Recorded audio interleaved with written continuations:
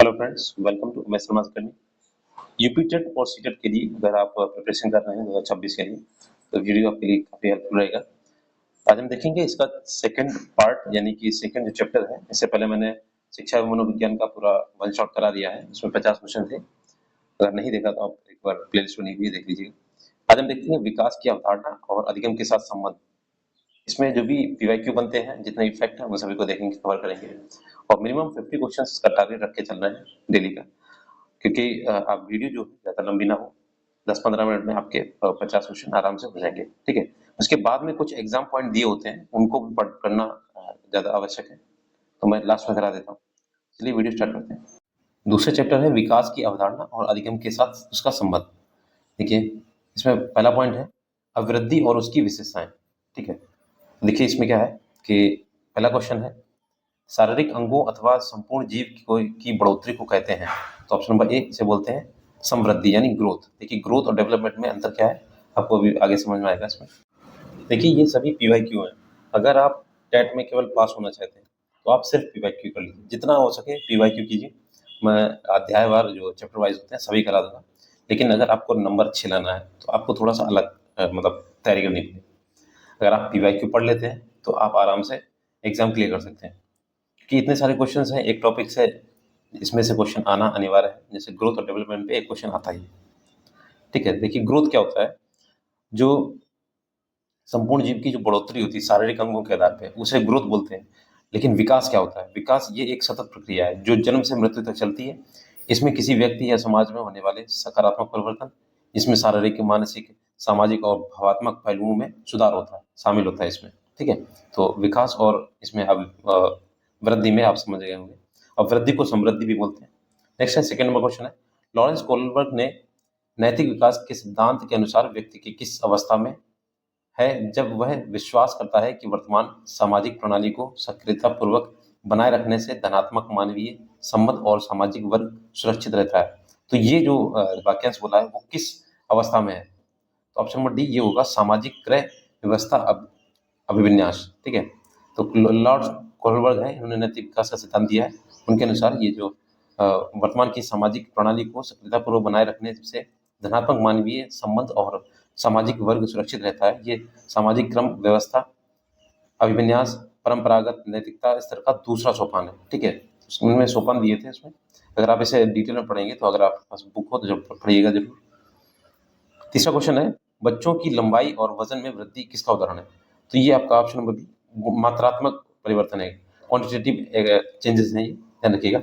वृद्धि और मात्रात्मक परिवर्तन को संदर्भित करती है जो वृद्धि होती है, जिसके परिणाम स्वरूप बच्चे की ऊंचाई, वजन और लंबाई में वृद्धि होती है।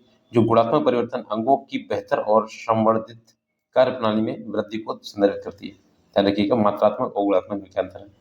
अगला देखिए चौथा नंबर क्वेश्चन है एक बालक की वृद्धि से कौन सा कारक संबंधित नहीं है। तो कौन सा नहीं है, ऑप्शन नंबर डी अधिवास नहीं है।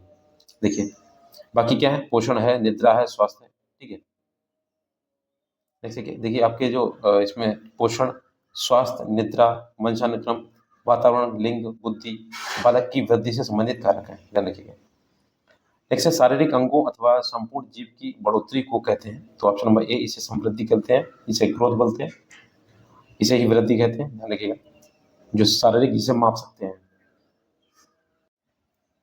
नेक्स्ट देखिए छठा क्वेश्चन है ये विकास की अर्थ एवं विशेषताएं बताते हैं। देखिए विकास के विषय में निम्नलिखित में से कौन सा कथन सत्य है।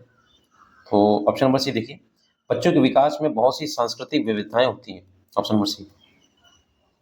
देखिए पंचानुक्रम तथा पर्यावरण के बीच अंतःक्रिया के कारण बच्चों के विकास में व्यक्तिगत विभिन्नता उत्पन्न होती है। ये व्यक्तिगत विभिन्नता बच्चों तथा धारित जीन तथा पर्यावरणीय परिस्थितियों जैसे भोजन, चिकित्सा, सामाजिक सांस्कृतिक परिस्थितियां, आर्थिक स्थिति, मनोवैज्ञानिक परिस्थिति तथा शिक्षण अवसरों के कारण उत्पन्न होती है। इसलिए प्रत्येक बालक अपने आप में विशिष्ट होते हैं। नेक्स्ट देखिए सातवां क्वेश्चन है निम्नलिखित में से कौन सा कथन विकास के संदर्भ में सत्य है। तो देखिए इसमें पहला और दूसरा इसका हो जाएगा, यानी कि विकास जीवन पर्यंत चलने वाली प्रक्रिया है। विकास के कुछ आयामों या घटकों में वृद्धि हो सकती है जबकि दूसरे में ह्रास हो सकता है, मतलब उसमें लॉस भी हो सकता है। यही आपके दिए हुए हैं। नेक्स्ट है विकास आगे बढ़ता है। तो विकास किससे बढ़ता है, देखिए ऑप्शन नंबर ये भी हो जाएगा सामान्य से विशिष्ट की ओर, ठीक है। सिंपल टू कॉम्प्लेक्स होता है, देखिए ये बहुत पूछा जाता है। जैसे विकास प्रक्रिया बच्चे द्वारा दिखाई गई सामान्य प्रक्रियाओं से शुरू होती है, क्योंकि वह बाद के चरणों से गुजरता है और विशिष्ट व्यवहार प्रदर्शित करना शुरू कर देता है। तो ध्यान रखिएगा, विशिष्ट सामान्य से विशिष्ट की ओर बढ़ती है। 9th नंबर क्वेश्चन है, देखिए, मानव विकास के संदर्भ में निम्नलिखित में से कौन सा कथन सत्य है? तो ऑप्शन नंबर बी हो जाएगा, मानव विकास मात्रात्मक के साथ साथ गुणात्मक भी होता है। नेक्स्ट देखिए, 10 नंबर क्वेश्चन है, निम्नलिखित में से मानव विकास के सिद्धांत से संबंधित कौन सा तथ्य सत्य है? तो ऑप्शन नंबर ये हो जाएगा डी, उपयुक्त में से सभी। ठीक है, निरंतर विकास का सिद्धांत है, विकास की विभिन्न गति का सिद्धांत है, वंशानुक्रम तथा वातावरण की अंतःक्रिया का सिद्धांत है। देखिए नेक्स्ट है, विकास के प्रत्येक चरण के लिए सामाजिक अपेक्षा को क्या कहा जाता है? तो यह कहा जाता है विकासात्मक कार्य।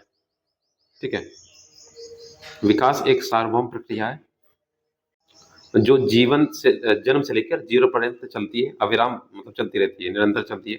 विकास केवल शारीरिक वृद्धि की ओर संकेत करता है, संकेत नहीं करता, बल्कि इसके अंतर्गत वे शारीरिक, मानसिक, सामाजिक और संवेगात्मक परिवर्तन सम्मिलित होते हैं, जो गर्भ काल से लेकर मृत्यु पर्यंत तक निरंतर प्राणी में प्रकट होते रहते हैं। ठीक है, 12th नंबर क्वेश्चन है, कथन दिया गया बच्चे सही ढंग से नहीं सीख पाते हैं अगर वह अस्वस्थ या अल्पपोषित है। तर्क दिया गया है विकास के सभी आयाम परस्पर रूप से जुड़े हुए हैं, शारीरिक विकास संज्ञानात्मक विकास को प्रभावित करता है। तो देखिए इसका ऑप्शन नंबर ए हो जाएगा, ए और आर दोनों सही हैं और आर एक ही सही से व्याख्या भी करता है। ठीक है, नेक्स्ट है, बाल विकास में ऑप्शन नंबर डी, गर्भधारण से किशोरावस्था तक होने वाली वृद्धि व बदलाव का अध्ययन किया जाता है, मतलब गर्भधारण से लेके किशोरावस्था तक के। ऑप्शन नंबर डी हो जाएगा इसका, और सी टेट में पूछा गया है। देखिए इसमें कौन कौन सी अवस्थाएं चलती हैं, 3 होती हैं, शैशवावस्था, बाल्यावस्था और किशोरावस्था। देखिए विकास जो होता है वो किस तरीके से चलता है, मैंने अभी बताया, सामान्य से विशिष्ट। देखिए सिंपल टू कॉम्प्लेक्स होता है। जैसे एग्जाम्पल एक आपको बताते हैं, सबसे पहले बच्चे की किसी वस्तु को पकड़ने का प्रयास करता है, लेकिन धीरे धीरे वह समय के साथ विशिष्टता की ओर बढ़ता है। इसके परिणाम स्वरूप वह उस वस्तु पर हाथ डालता है जिसे वह उठाना चाहता है। देखिए विकास के जो सिद्धांत है, पहला है निरंतरता का सिद्धांत, दूसरा व्यक्तिगतता का सिद्धांत, फिर विकास की दिशा का सिद्धांत, चक्राकार प्रगति का सिद्धांत, परस्पर संबंध का सिद्धांत, छठा है वंशानुक्रम व वातावरण की अंतःक्रिया का सिद्धांत, समन्वय का सिद्धांत, परिमार्जितता का सिद्धांत, विकास का क्रम का सिद्धांत, एकीकरण का सिद्धांत, सामान्य से विशिष्ट प्रक्रियाओं का सिद्धांत। नेक्स्ट देखिए 15 नंबर क्वेश्चन है, निम्नलिखित में से कौन सा या कौन से कथन असत्य है?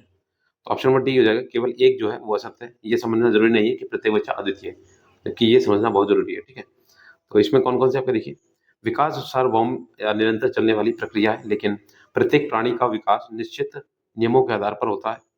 विकास के एक पहलू में किसी समस्या की दूसरों को प्रभावित करने की संभावना होती है।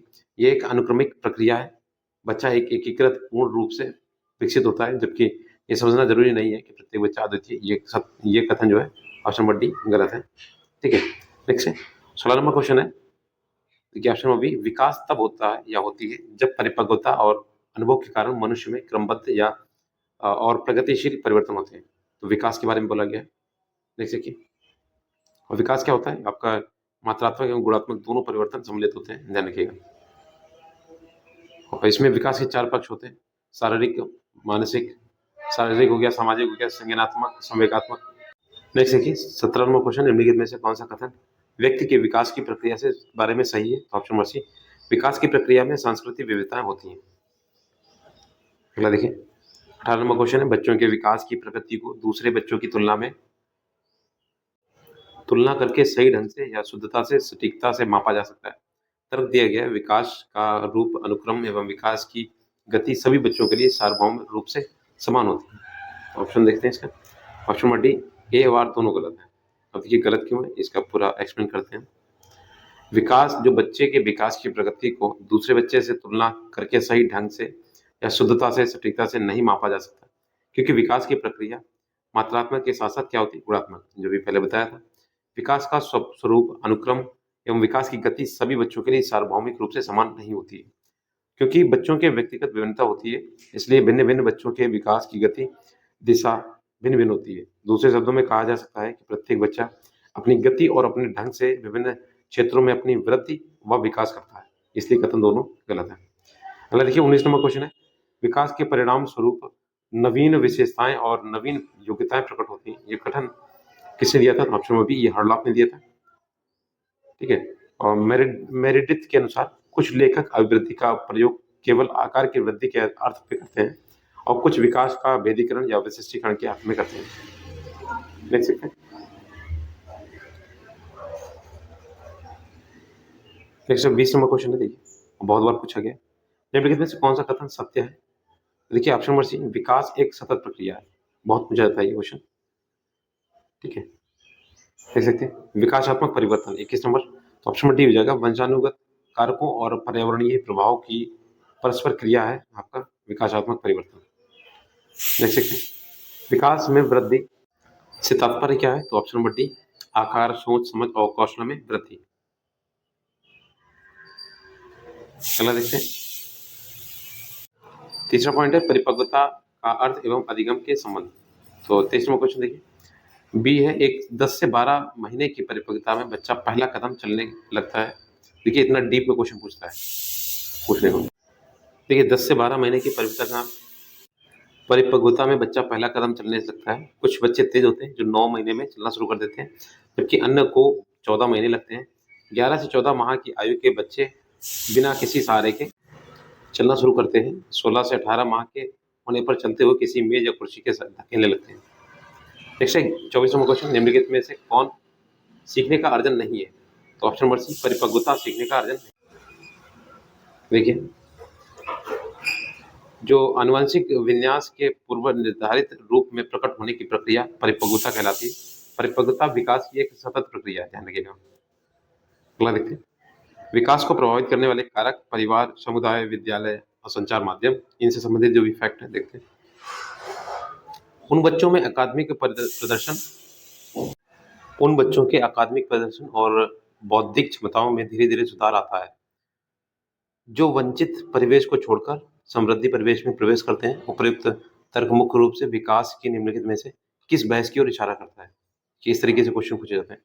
तो ऑप्शन में भी हो जाएगा, ये स्थिर बनाम वृद्धिशील के बीच में संवाद है। ठीक है, तो इसमें क्या होता है कि स्थिर सिद्धांत और वृद्धिशील सिद्धांत, इस बारे में सोचने के दो अलग अलग तरीके हैं कि समय के साथ मानवीय विशेषताएं जैसे कैसे बदलती हैं। स्थिर सिद्धांत यह अभिप्राय है कि विशेषताएं स्थिर होती हैं, जबकि वृद्धिशील सिद्धांत से यह अभिप्राय है कि विशेषताएं बदल सकती हैं और बेहतर हो सकती हैं। अगला देखिए 26 नंबर, 6 से 8 वर्ग जो वर्ग के बच्चों के विकासात्मक कार्य हैं। ऑप्शन नंबर सी 2 और 3, सरल खेलों के लिए शारीरिक कौशल सीखना, पढ़ने, गणना करने एवं लिखने के मूलभूत कौशलों का विकास करना।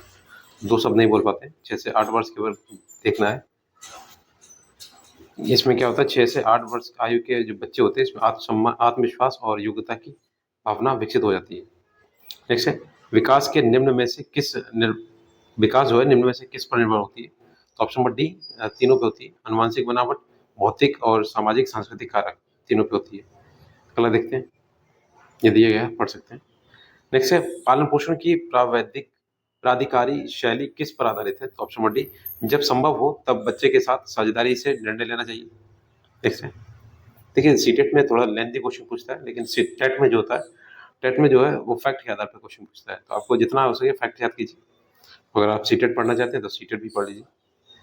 देखिए अभिकथन दिया गया है, सही पोषण, पर्याप्त नींद, शारीरिक गतिविधि बच्चों के एवं सामाजिक अंतःक्रियाओं में संलग्न होने की योग्यता को सुमंत करती है, जो परिणाम स्वरूप संज्ञानात्मक वृद्धि को उद्दीपित करती है।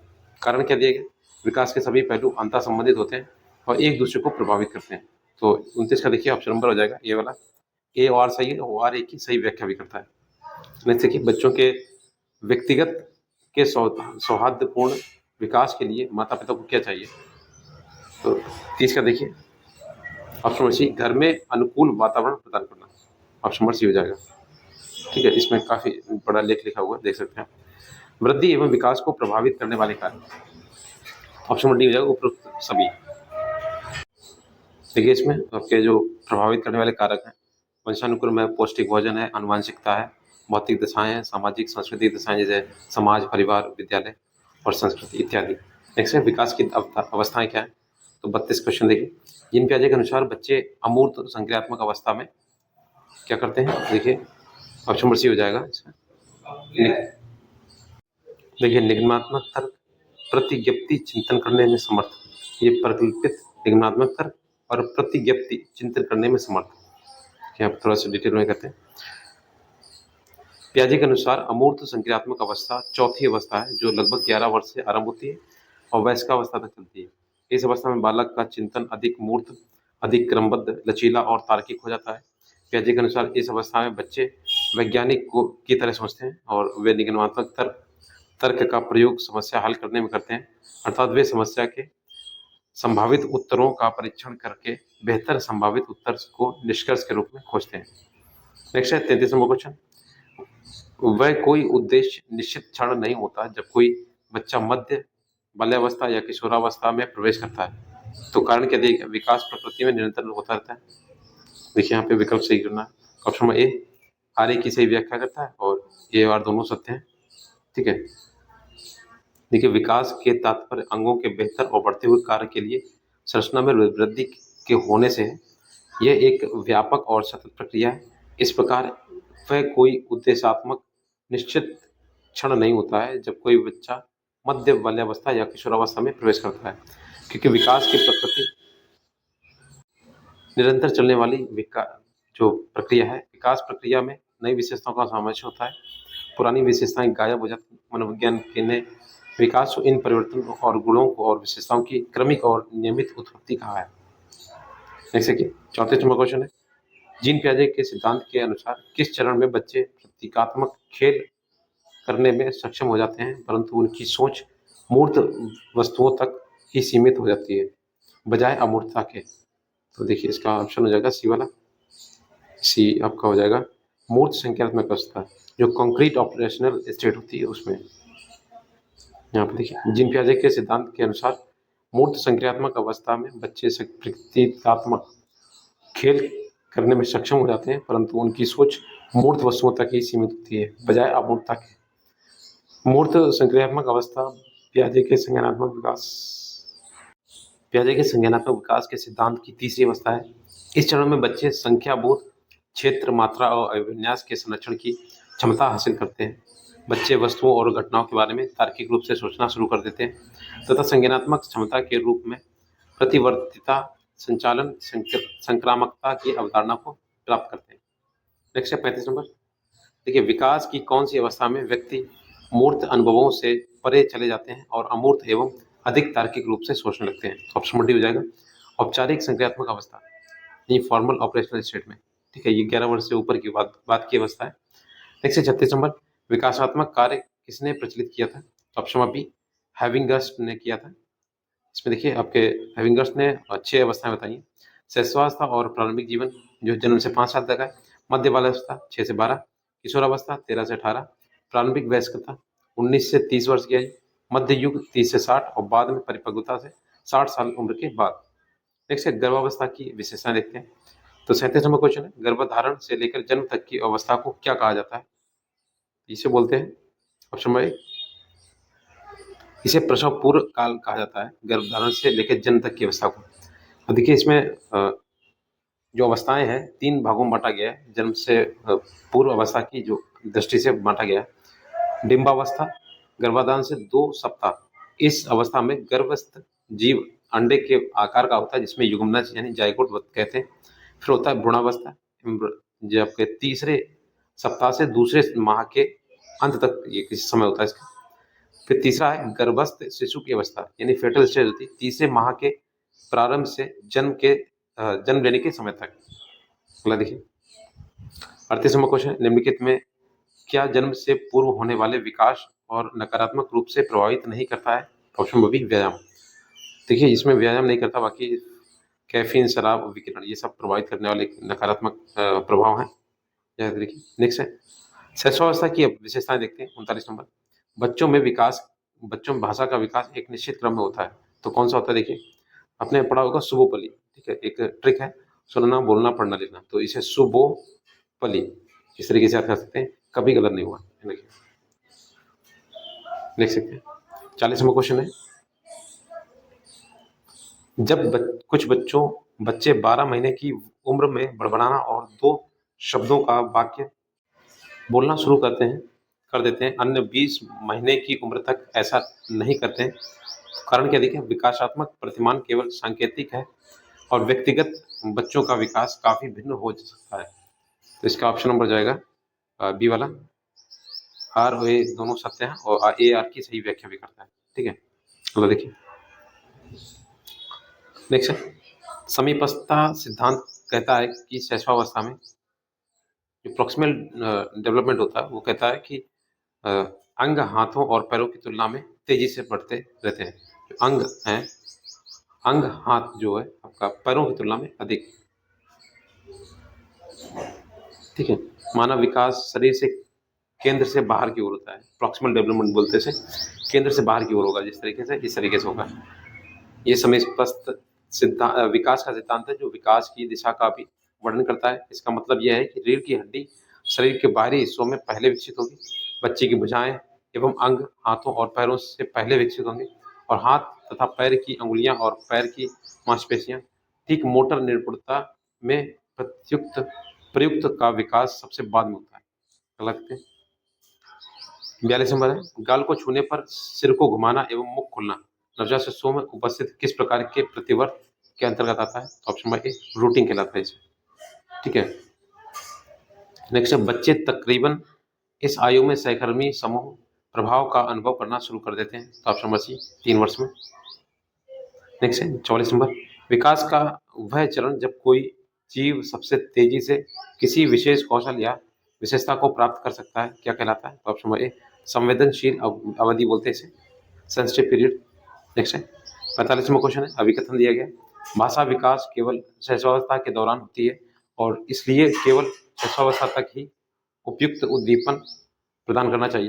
तर्क दिया गया, शुरुआती वर्षों के दौरान अनुभव किए गए नकारात्मक वातावरण का दीर्घकालिक प्रभाव नहीं होता है।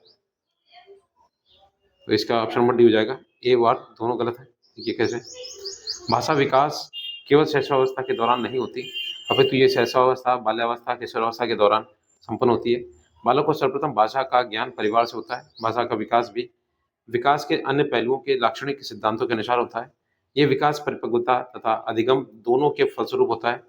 इसमें नई अनुक्रियाएं सीखनी होती हैं और पहले की सीखी हुई अनुक्रियाओं का परिष्कार भी करना होता है। शुरुआती वर्षों के दौरान अनुभव किए गए नकारात्मक वातावरण का दीर्घकालिक प्रभाव होता है, क्योंकि बालक का शारीरिक, मानसिक तथा भावात्मक स्वास्थ्य, सीखने की क्षमता और वयस्क होते हैं होने उसकी कमाने की क्षमता और सफलता को भी प्रभावित करती है। इसलिए दोनों कथन गलत है।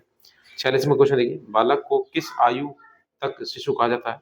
ऑप्शन बी जन्म से 3 वर्ष की आयु तक इसे शिशु कहा जाता है। नेक्स्ट देखिए, बच्चों में सबसे अधिक कौन सा स्वभाव पाया जाता है? ऑप्शन नंबर बी अनुकरण करने के सिद्धांत, यानी जो आपका देख देख के जो सीखना होता है। थॉर्नडाइक एवं जेबी वाटसन ने अपने प्रयोगों के आधार पर कहा है कि सीखने की प्रक्रिया अप्रत्यक्ष या प्रत्यायुक्त अनुभवों के आधार पर ना होकर प्रत्यक्ष अनुभवों के आधार पर होती है। अनुकरण का अर्थ है किसी आदर्श की नकल करना। देख सके 48वां क्वेश्चन है, बाल विकास की किस अवस्था को भाषा सीखने की सर्वोत्तम अवस्था कहा जाता है? ऑप्शन नंबर ए शैशवावस्था। ठीक है, अगर वीडियो अच्छा लगे तो प्लीज चैनल को सब्सक्राइब कर लीजिए और दोस्तों के साथ शेयर जरूर कर दीजिएगा। एक हाइप का बटन दिया है तो उसे हाइप जरूर कर दीजिएगा। ठीक है, तो उससे थोड़ा सा मोटिवेशन मिलेगा वीडियो बनाने का। ठीक है, शिशु की उम्र तक अजनबियों से झिझकना या शर्माना विकसित करते हैं। तो ऑप्शन नंबर डी 6 माह की उम्र से। अगला है, प्रारंभिक अवस्था में शिशु अत्यधिक क्या होते हैं? तो स्वकेंद्रित होते हैं। देखिए नार्सिज्म में होते हैं ये। ठीक है, प्रारंभिक अवस्था में शिशु अत्यधिक स्वकेंद्रित होते हैं। इस अवस्था में शिशु के अंदर स्वप्रेम की भावना होती है, जिसे नार्सिज्म कहते हैं। ये अत्यंत प्रबल होती है, जिसमें बालक सभी का अत्यधिक स्नेह पाना चाहता है। माता पिता या अन्य परिजनों द्वारा अपने से अतिरिक्त अन्य व्यक्तियों में स्नेह किए जाने पर शिशु उससे ईर्ष्या करने लगता है। वह प्रत्येक वस्तु पर केवल अपना अधिकार चाहता है। वह अपने खिलौनों, खाद्य पदार्थ, अन्य वस्तुओं अन्य बालकों को नहीं देना चाहता है तथा सब कुछ अपने पास ही रखना चाहता है। देखिए 50 क्वेश्चंस हो गए जैसे मैंने बताया था। अगली बार जो वीडियो आएगा उसमें आगे के क्वेश्चन सीखेंगे। तो अगर वीडियो अच्छा लगे तो प्लीज़ शेयर कीजिएगा और हाइप जरूर कीजिएगा। Thanks for watching.